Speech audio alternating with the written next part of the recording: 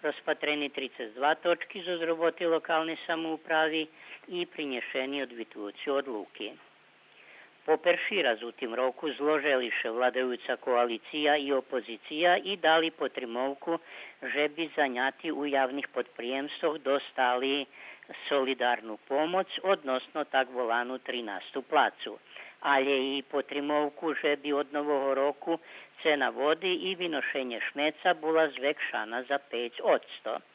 Predsjedatelj opštini i skupštini opštini povinčovali Novi rok i kračunski šveta hraždanom, žadajući šitskim zdravije i uspih na osobnim planje, povolujući ih, že by na jutre dočekali šitski vjedno Novi rok na Šiđanskej plošči kulturi, gdje nastupi novosadska grupa Gara Visokak.